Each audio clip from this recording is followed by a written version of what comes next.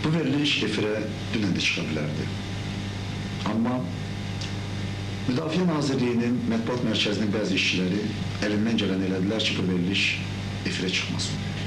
Gah buna qoydular ki, bu veriliş Milli Ordunun əsgərlərinin əleyhinədir, gah buna qoydular ki, bu veriliş Ali Sovetinin sədrinin əleyhinədir və s. və s. Amma səbəb bir idi. Onlar bilirdilər ki, bu veriliş nəhayət xalqa çatdıracaq ki, nə qədər çətin də olsa bilməliyik. Şuşa ayın 8-dən ermənilərin əlindədir.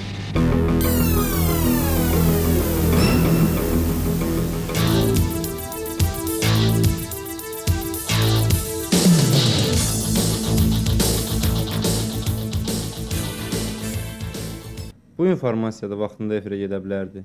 Lakin senzuranın bəzi əməkdaşları əlindən gələni elədilər ki, məlumat efirə çıxmasın. Burada da çox şey dedilər. Dedilər ki, biz təxribat törədirik, Ağdam heç də mühasirədə deyil. Amma əsas səbəb bu deyildi. Nə qədər ağır olsa da biz bilməliyik ki, nəinki Ağdam, hətta bütün Ağdam rayonu demək olar ki, bugün ermənilərin əlindədir.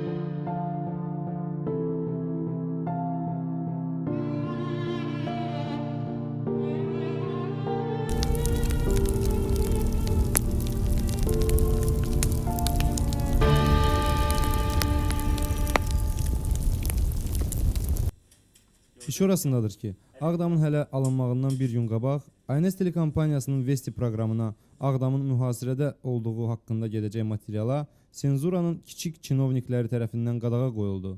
Baxın, görün informasiya blokadasını kim və necə yaradır. Bu da həmin material. Вчера утром началось крупномасштабное наступление армянских сил на райцентр Агдам Азербайджана, которое продолжается в настоящий момент. Фактически, находясь в окружении с 4 сторон, Агдам подвергается непрерывным артобстрелам. В результате большая часть города разрушена, погибло около 40, ранено свыше 100 мирных жителей.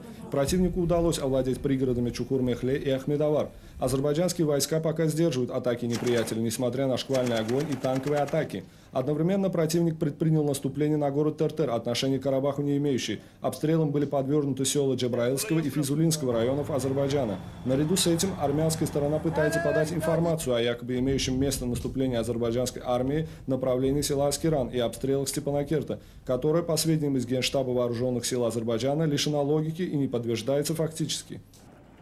Beləliklə, dünya informasiya cəbhəsində cavabsız qalan ermənilər həmin gün verdikləri məlumatla ictimaiyyəti törədəcəkləri növbəti cinayəti hazırladılar. Hazırladılar həm informativ, həm də hərbi. Biz senzura məmurları ilə efir davası döydüyümüz halda erməni ordusu artıq Ağdamı döyürdü.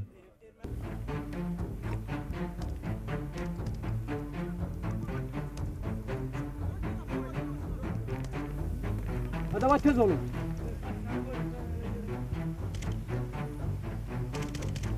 Tamam, позиция bunu.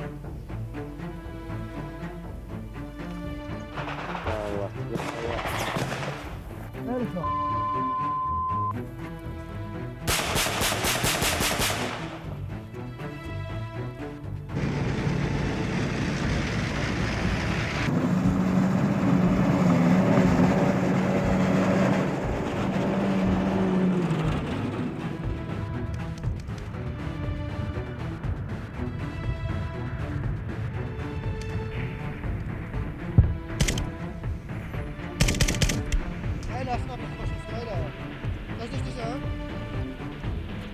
Şimdi o.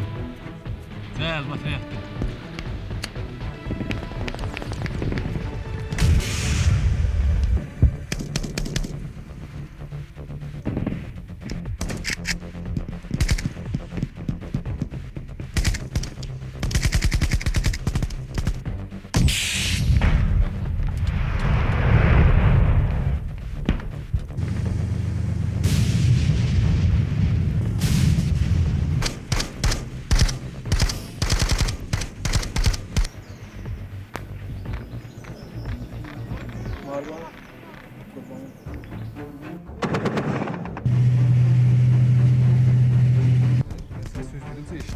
Demek kolum tutmuş. Senin askeri geçtirme beni. Geçtirmirəm.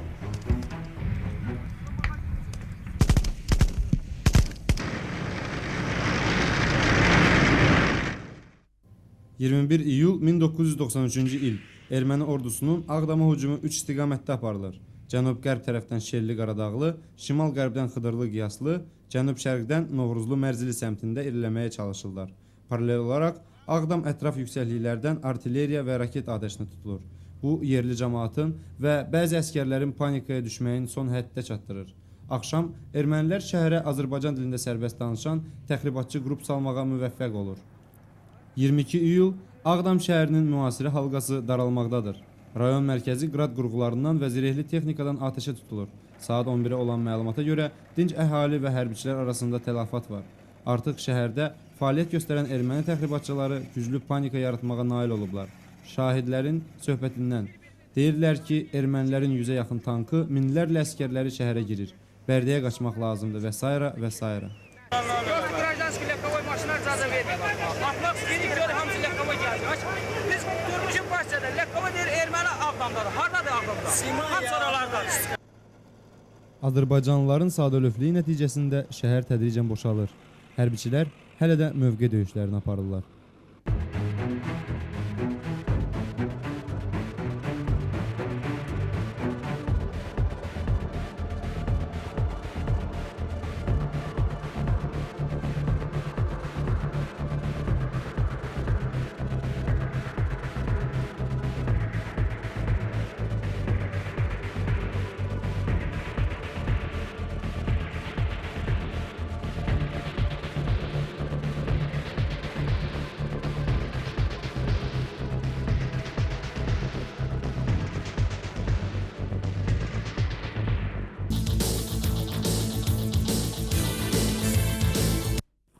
...23 iyul günorta saat 1.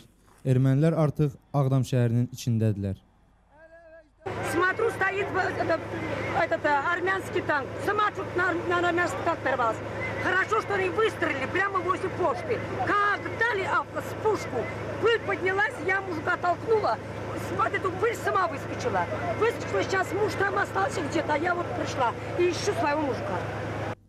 Döyüşlər şəhərin mərkəzi bazarında gedir. Küçə döyüşlərində həlak olanların sayı 100-dən çoxdur. Ermənilər ələ keçirdikləri küçələrdə evləri yandırır, talanla məşğul olurlar. Döyüşçülərimiz mühasirədən çıxmağa cəhd göstərirlər.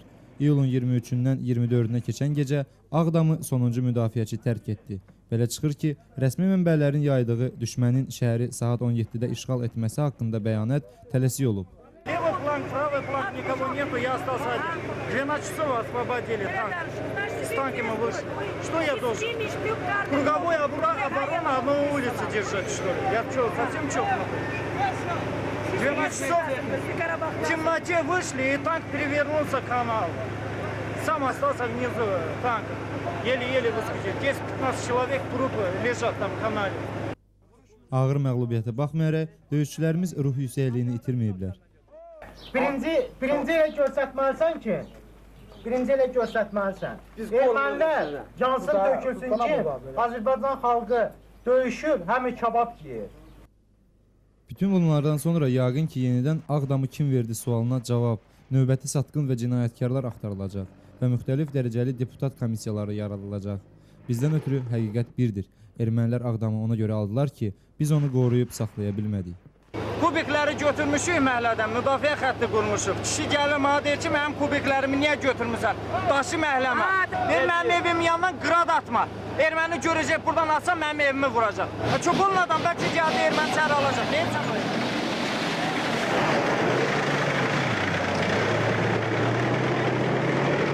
İndi ümumiyyətlə vəziyyət haqqında nə deyə bilərsən?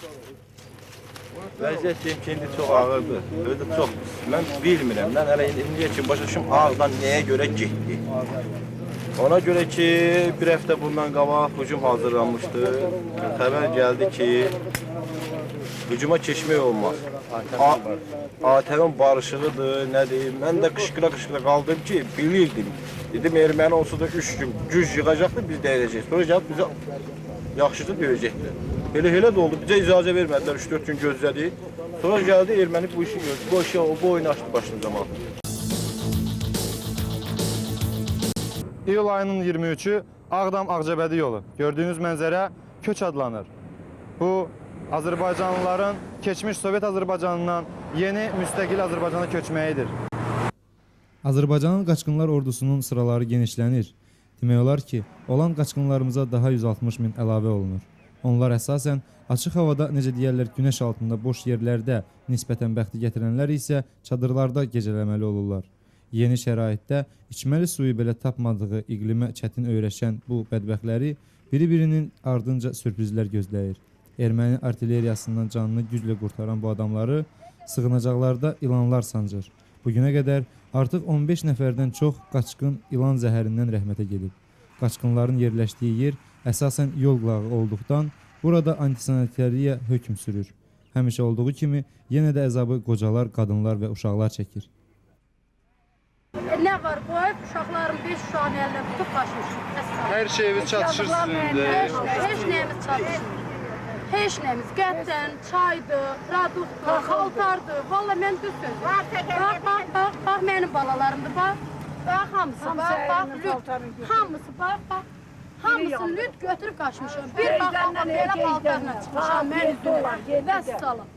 Bax, ən paltarından çatmıram. Paltarımız yan qalmışam. Paraşokdur, nə bilim, produktdur, heç nə tapmıram. Nə çadır yoxdur. Çadırımız yoxdur, mütilimiz yoxdur, yatacaq.